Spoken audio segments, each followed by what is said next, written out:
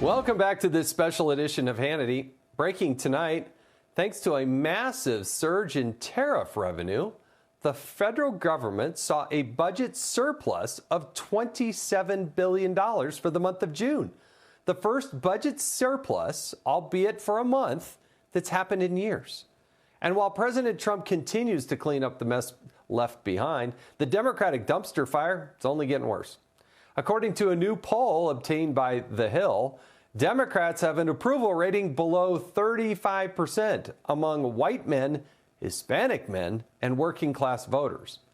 But in an interview earlier this week, new DNC chairman Ken Martin shrugged off the woke far-left elitists running the party, including socialist Zohran Mamdani, who refuses to condemn calls for a global intifada. Have watched this. What about concerns from some of your Jewish colleagues in particular about him not outright condemning the phrase globalize the intifada in a recent interview? Some of your Jewish colleagues have said that that could be very disturbing, potentially dangerous. Do you agree with that? You know, there's no candidate in this party that I agree 100% of the time with, to be honest with you. There's things that I don't agree with Mamdani that he said. But at the end of the day, I always believe, as a Democratic Party chair in Minnesota for the last 14 years, and now the chair of the DNC, that you win through addition. We win by bringing people into that coalition. And at the end of the day, for me, that's the type of party we're going to lead. We are a big tent party.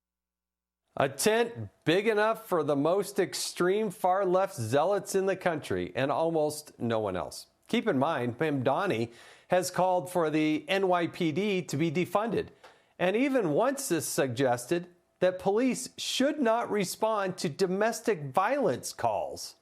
Mamdani's radical beliefs drew criticism from J.P. Morgan CEO Jamie Dimon, who said he's, quote, more of a Marxist than a socialist. But Dimon didn't just criticize Mamdani. Quote, I have a lot of friends who are Democrats, and they're idiots. I always say they have big hearts and little brains. They do not understand how the real world works. Here now with Reaction Florida Congressman Byron Donalds and Fox News contributor Ari Fleischer, two of our favorites. Congressman Donalds, let me kick this off with you. You're a financial guy. You've got to have some respect for Jamie Dimon, and he's calling it out in that one, saying that they're pretty much idiots. He used that word, didn't he? Jamie Dimon didn't mince words, and he's absolutely correct. Mamdani is a Marxist. His policies are insane. They're not going to make New York better. It's going to get a lot worse, especially for the hard-working people in the city of New York who are just working hard every day trying to make ends meet. And so this is what's happening with the Democrat Party overall.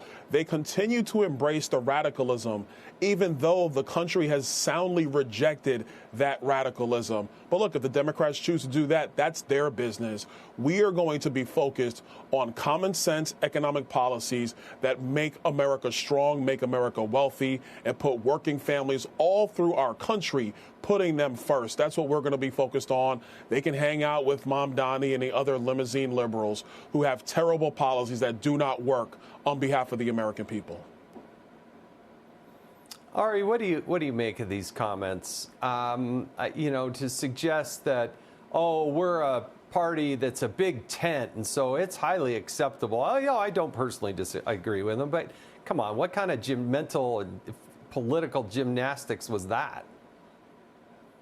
Yeah, that big tent has some holes and some flaps in it that allow in hatred and violence, and that is the problem with the modern-day socialist progressive wing of the Democratic Party. Understand something, Jason. The phrase globalize the intifada. The intifada was a violent uprising in which people would strap bombs on their chests, go into pizza parlors, restaurants, weddings, and blow up every Jew they could find. And he won't condemn that? This is one of the lowest moments I've ever seen in American politics. I understand the politics of addition, but I also understand the importance for parties to draw lines in the sand about what is morally objectionable, what is wrong, and what must be condemned. And for him not to condemn it is absolute dereliction of duty.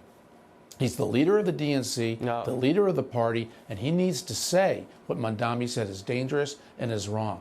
How can anybody who's Jewish still want to belong to the Democratic Party today? when they allow this to just go unchallenged. No, well said, Ari. Congressman, this is, I think, the fundamental problem. Not only do Democrats not have the proper voice, but what is their message? What is their principle? Who do they stand up for? Because every time I turn around, every time I listen to them, they fight harder for people that are here illegally or committing crimes or that are just spew hate and division in this country. I'm yet to figure out what in the world they would do in terms of policy to make the country better. Quite frankly, they would do the same things they did under Joe Biden the last 4 years.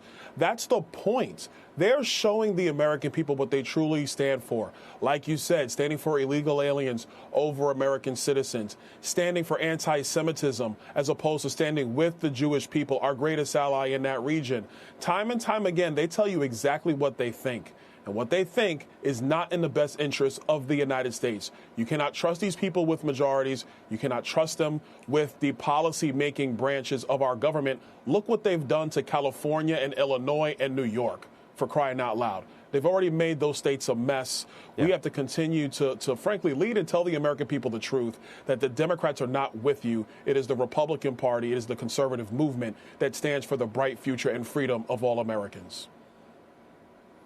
Ari, two quick questions. I do think it's incumbent upon Republicans to be the adult in the room and make the economy and the world a better, a safer place. And I think Donald Trump is just leading the charge on all fronts of that. But the second part is, where is Chuck Schumer? I mean, he's the leader, he's the Senate minority leader, and he's silent. I never hear him talk about these topics. He's acting cowardly. There comes a time in your political life when you just have to say what's right and what's wrong. Remember, Bill Clinton himself had that Clinton moment where he took on liberal rappers who were anti-police. And it propelled Bill Clinton forward because he took on what people thought was the base of the Democratic Party. No one will tangle with the progressive wing of the Democratic Party anymore. And this is why the Democrats are losing elections. The American people are fundamentally a centrist, conservative-ish, economic-oriented group of people who really just want to put food on the table, take their kids on vacation, make a little bit, save a little bit, and have a good future. The Democrats are all about these wacky progressive notions, men competing against women in sports, globalize the intifada. They have forgotten their blue-collar roots. And it really is up to Republicans now. They've passed the big bill.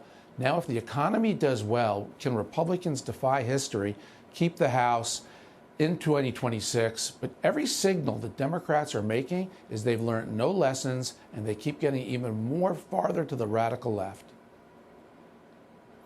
Now, two of our favorites here, Congressman Byron Donalds of Florida and Ari Fleischer, saying it well tonight. Really do appreciate it. Thanks for joining us. Hey, Sean Hannity here. Hey, click here to subscribe to Fox News YouTube page and catch our hottest interviews and most compelling analysis. You will not get it anywhere else.